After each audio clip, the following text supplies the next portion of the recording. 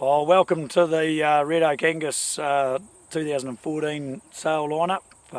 This year we've got a pretty exciting lineup of young sires and feature a few different bloodlines coming on stream. The first sons of Waitaweta B11, who we think is a pretty exciting pure New Zealand sire with old bloodlines, and also features of the lineup this year, following on from last year, is the Red Oak sort of homegrown evaluation index that we're developing.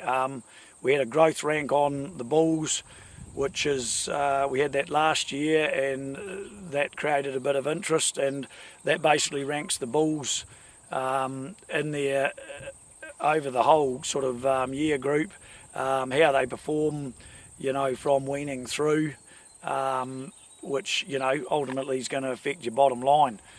And this year we have brought a dam index out, which we've been developing. It's taken a wee while to get everything together, but we want to look at the economic traits that actually affect your bottom line. So things like longevity, milking ability of the cows, conception rates, whether the calves are sold or kept, or or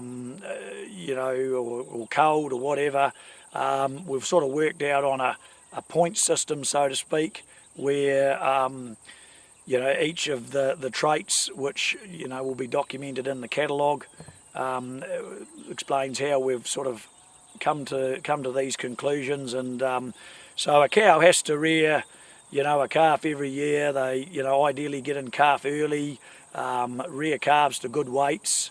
We've also weaned we've looked at the weaning ratio compared to the cow, which is a bit tricky. You don't want too big a cow with a light calf, but you don't want too small a one either. So just getting that sort of cow that's going to rear 50% of her body weight at least.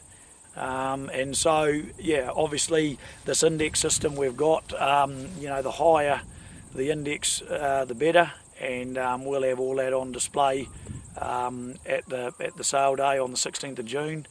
And in the catalogue, you'll see in the comments that the dams of these young bulls are ranked, so obviously higher is better.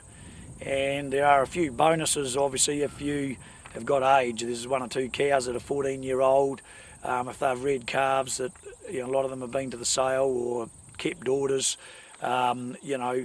It's all very well having a big calf, but if it's structurally unsound or temperament's not right, that's a black mark against them. So we're sort of quite excited. It's sort of based along the SIL ideals, where you actually, if you perform, we're looking at the actual data affecting our index, whereas EBVs are more based on ancestry or genetic background, and the actual raw data has very little to do with the figures. So that's where we're at. We've also we've got a good line of sires, that herd sires, that'll be on the website that people can look, the sire lines, and we're always available to inspect our stock at any time too. So.